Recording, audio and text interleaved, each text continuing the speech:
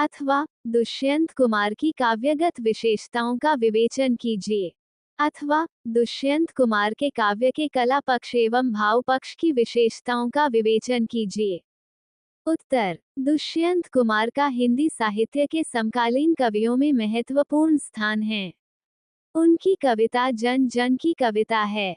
कवि ने अपनी रचनाओं में सहज विश्वास के साथ मध्यवर्गीय व्यक्ति के आत्मसंघर्ष और उसकी छटपटाहट को अभिव्यक्ति प्रदान की है। अतः ये कहना कि दुष्यंत कुमार जी समकालीन हिंदी कविता के समर्थ हस्ताक्षर हैं, सार्थक प्रतीत होता है। इस तथ्य की पुष्टि उनके काव्य वैशिष्ट्य से सहज ही हो जाती है। उनके भावपक्षीय काव्य वैशिष्ट्य की विवेचना निम्नलिखित रूप से दृष्टव्य है। दुष्यंत कुमार के भाव पक्ष की विशेषताएं। दुष्यंत जी का भाव पक्ष आधुनिक संदर्भों से जुड़ा बुना हुआ है। दुष्यंत कुमार जी के भाव पक्ष की निम्नलिखित विशेषताएं हैं। 1. जन जीवन एवं परिवेश के प्रति संप्रति। दुष्यंत कुमार के काव्य में आम आदमी की घुटन, छटपटाहट और कराह का स्वाभाविक चित्रण है। अपने चारों ओर से षड्यंत्र और क्षोभ का वातावरण भी कवि स्पष्ट देखता है और देखता है क्षुद्र तथा स्वार्थी मनोवृत्तियों को, तो इन सब पर करारी चोट करते हुए वह कह उठता है, आज का मनुष्य महत्वाकांक्षी है किंतु अंदर से वह खोखला है। वह तुरंत स्वार्थवश बिक जाता है। उसका पुरुषार्थ खंडित है। अतः दुष्यंत जी चाहते हैं कि हम अपना सामाजिक दायित्व पूरा करें और शोषित पीढ़ी का नया भविष्य बना सके। 2. आदमी का दर्द। दुष्यंत कुमार जी की कविता का भी जन्म वाल्मीकि की तरह दर्द से हुआ है, इसलिए उसमें आम आदमी का दर्द है। 3. संवेदनशीलता। कविवर दुष्यंत जी आम आदमी के कवि हैं। आज समाज में जनसाधारण की चित्कारों एवं करुण क्रंदन से कवि का हृदय दहल उठता है और समाज के चारों छोरों से आने वाली आवाजों की प्रतिध्वनियां उसकी आत्मा से टकरा टकरा कर उसे मर्माहत करती है और उसे अपना कवि जीवन व्यर्थ प्रतीक लगता है।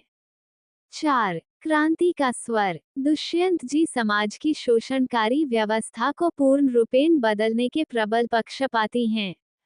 इसके लिए उनकी लेखनी विद्रोही रूप धारण कर लेती है और उनकी वाणी से क्रांति की लपटें निकलने लगती हैं। 5. आस्था के कवि। दुष्यंत जी आस्थावादी है। वे आस्था के कवि है, अतः पराजय, घुटन के बावजूद समस्याओं के समाधान के लिए राह खोजने की सामर्थ्य उनकी स्वस्थ सामाजिकता की परिचायक हैं। 6. बदलते जीवन मूल्य। स्वतंत्रता के बाद भारत में निरंतर तेजी से जीवन मूल्य ध्वस्त हो रहे हैं। दुष्यंत कुमार ने इन बिखरते और टूटते जीवन मूल्यों को अपने काव्य का विषय बनाया है। वे एक जनवादी कवि है, अतः वे साथियों से साफ साफ कहते हैं। 7.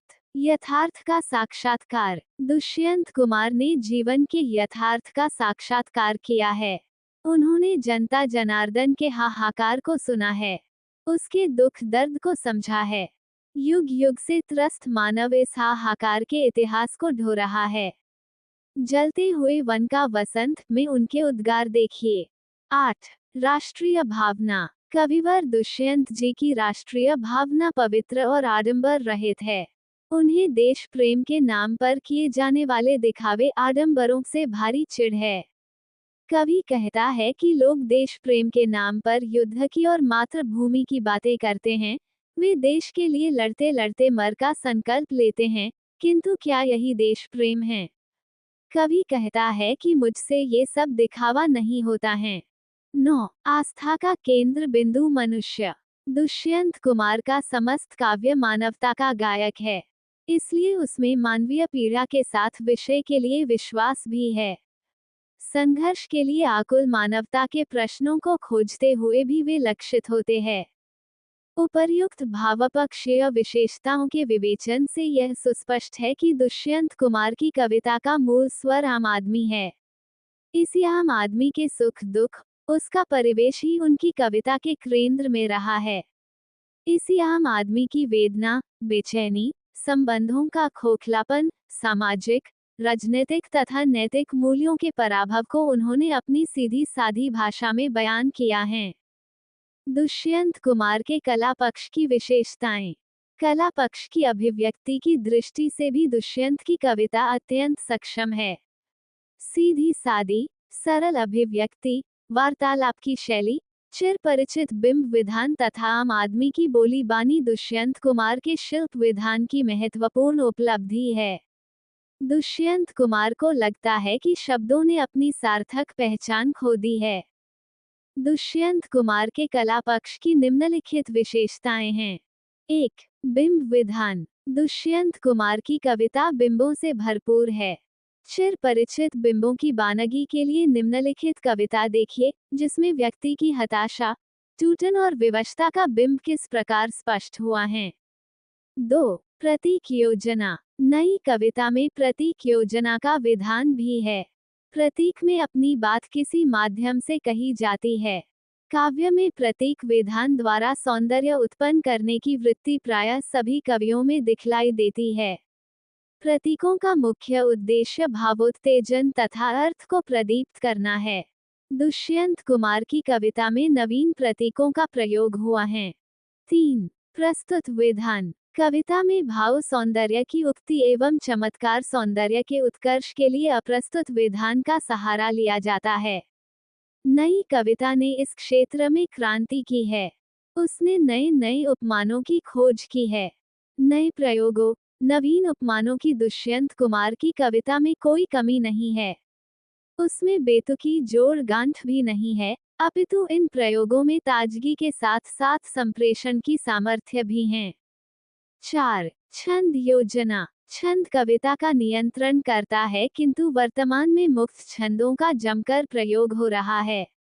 दुष्यंत कुमार ने परंपरागत एवं मुक्त दोनों प्रकार के छंदों का सफल प्रयोग किया है। 5. भाषा। भाषा विचारों की वाहक होती है। कवि के विचार भाषा के माध्यम से ही व्यक्त होते हैं। नई कविता में आज के युग की संवेदना है। नई संवेदनाओं का कथ्य पुरानी भाषा से अभिव्यक्त नहीं किया जा सकता है। इसलिए भाषा में भी नए नए प्रयोग हो रहे हैं। भाषा की प्रेषणीयता और सामान्य तक उसकी पहुंच के बोध से आज की कविता की भाषा सीधी और सरल तथा बोलचाल के अधिक निकट हो गई है। दुष्यंत कुमार ने कविता की भाषा में यद्यपि वैयक्तिक प्रयोग किए हैं, किंतु भाषा में आत्मीयता और सरलता का सर्वत्र ध्यान रखा है। उनकी भाषा आम आदमी की भाषा है। निष्कर्ष। अतः हम निष्कर्ष रूप में कह सकते हैं कि आम आदमी की भाषा का प्रयोग, अभिव्यक्ति का कौशल और संप्रेषणीयता दुष्यंत कुमार की भाषा की महत्वपूर्ण विशेषताएं हैं। आधुनिक हिंदी कविता में दुष्यंत कुमार का एक विशिष्ट स्थान है। उनकी काव्य कला निरंतर विकासोन्मुख होती चली गई है।